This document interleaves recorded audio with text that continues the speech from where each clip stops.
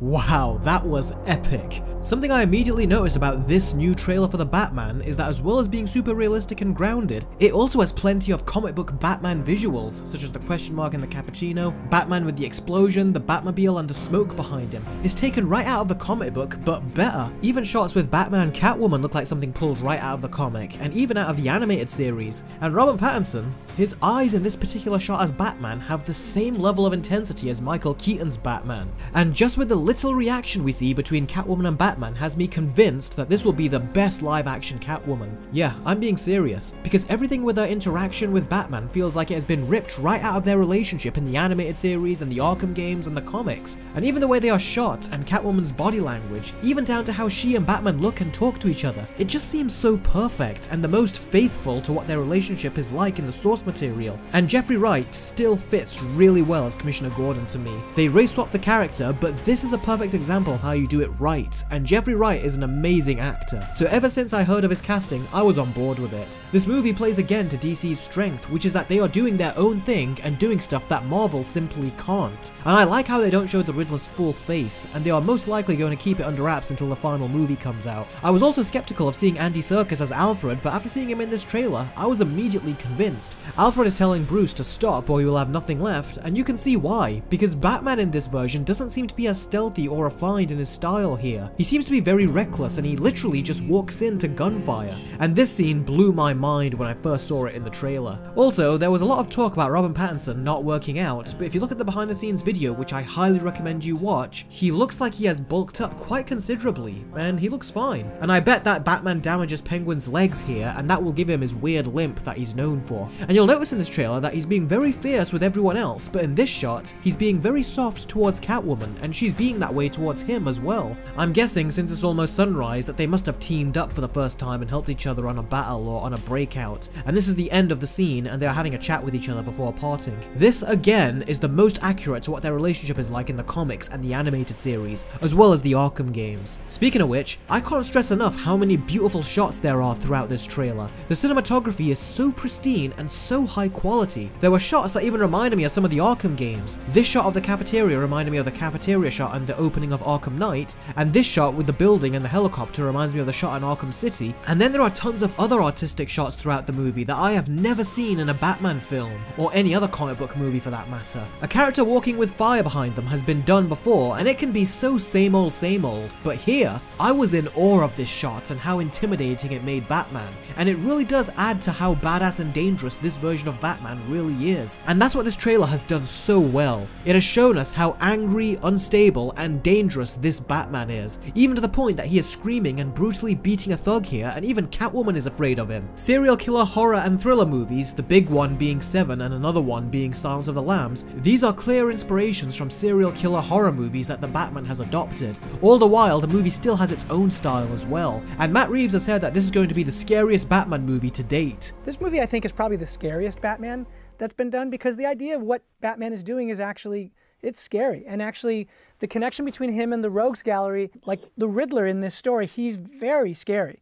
And I would say that the iteration of the character, what is like this in real life? And in the case of the Riddler, I was inspired by, and like the Zodiac, who's a very famous serial killer here who was never captured.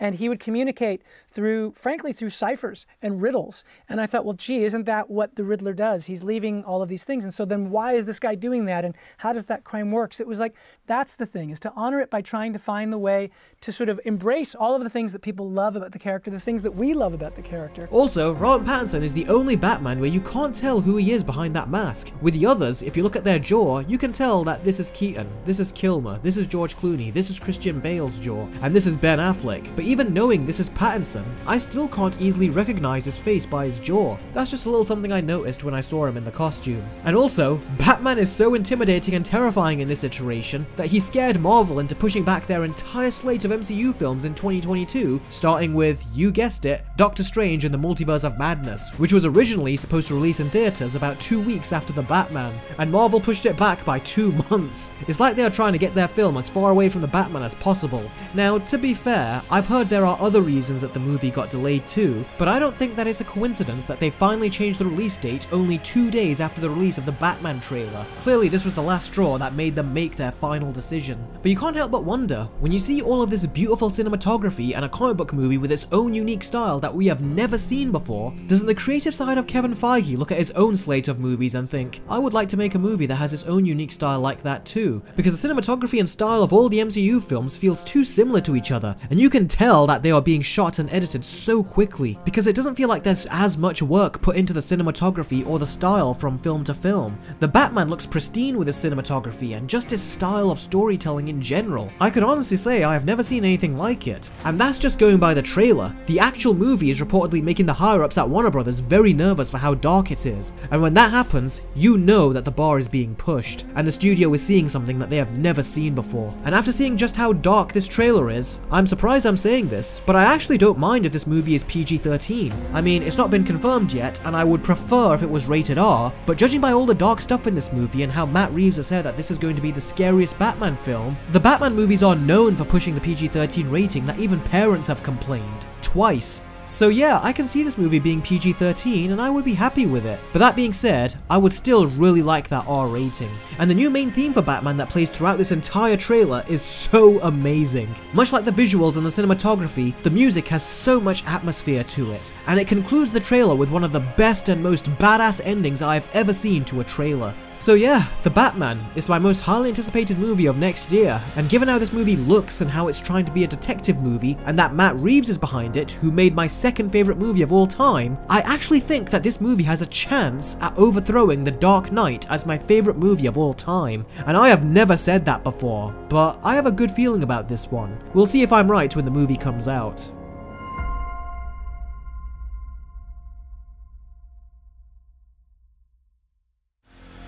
Just a reminder, my Twitter account has been suspended for almost 2 years now due to someone hacking my account, and Twitter have been as useless as ever and have done nothing about it. So if you want to hear my thoughts on what movies and shows that I am watching, then follow me on Instagram and I'll be posting all of my movie-going thoughts on there. Also, if you post a photo of yourself watching one of my videos with the hashtag #LetTheBattleCommence with the fist emoji, then I will feature your Instagram posts at the end of my next video. Thanks very much as always for watching, guys, and don't forget that I do trailer reactions on my Patreon. My two most recent trailer reactions are the Scream 5 trailer and the Home Sweet Home Alone remake from Disney. So, thanks again for watching, guys, and I will see all of you very soon. Take care.